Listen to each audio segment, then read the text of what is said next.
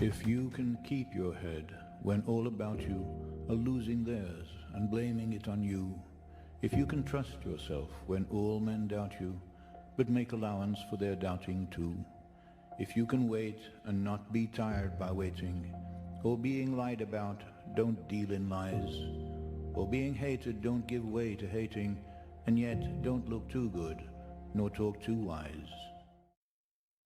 Ooh, goosebumps there. Perhaps a tease for Trump's 2024 campaign. That video was posted recently by the former president's social media guru, Dan Scavino. A dramatic tribute, a video there set to the reading of Rudyard Kipling's If.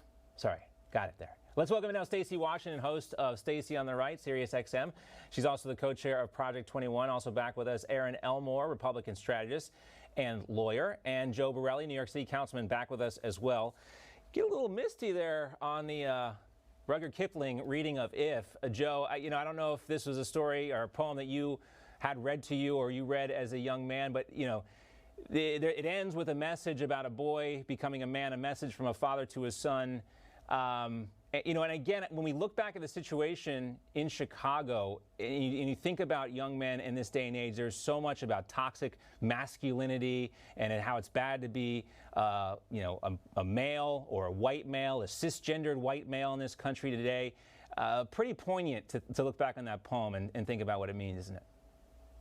Well, yeah, I mean, it's certainly a very powerful poem, and it's certainly a very powerful video. I wish I had someone like Dan Scavino making videos about me. It'll come, Joe. It'll come. It'll probably be Walt Whitman's Crossing Brooklyn Ferry, though, for me. But to your point about being a man and manhood and praising manhood and developing young boys into men, I mean, it's something that really does go by the wayside in American culture today. And I'll give you a quick story. I mean, there's a candidate running for mayor, Eric Adams. He's a Democrat here in New York City. He did a video a couple of years ago talking about how parents should search their kids' rooms, make sure they don't have drug paraphernalia, knives, guns, things like that. And like the left here in the city is like dunking on this guy for putting out this video so many years ago. And meanwhile, I'm thinking wow, like this is a video about being a good father and being involved in your children's lives. It's strange how we have abandoned all virtue of the fatherhood as a society in 2021. Yeah, Aaron, you have a young boy as a son. I mean, is this the way you see it? Are we, I know not you personally, but it does seem like we are kind of abandoning young boys and not teaching them how to become men anymore.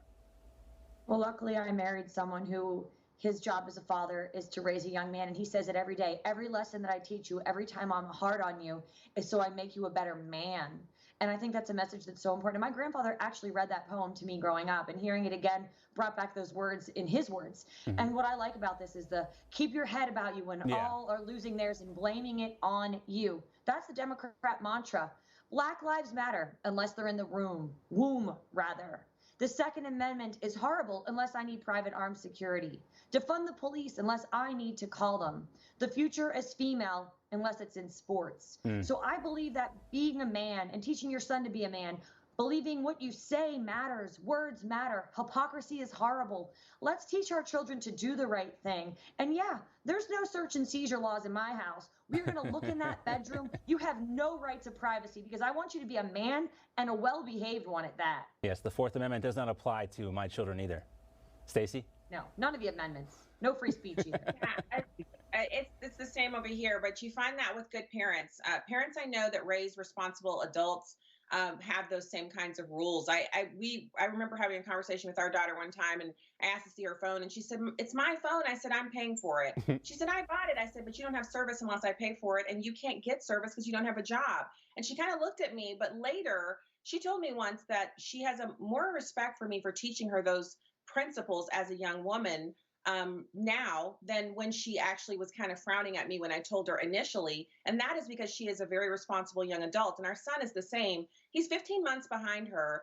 But sometimes I just sit and I look at him, I think I still see the fat cheeked toddler, but my husband has done an outstanding job of instilling manly virtues and godly principles into him. And he emulates that so well. But it's a full-time job. You can't be with your kid out at 2 o'clock in the morning and pretend to the rest of us that you're doing that work.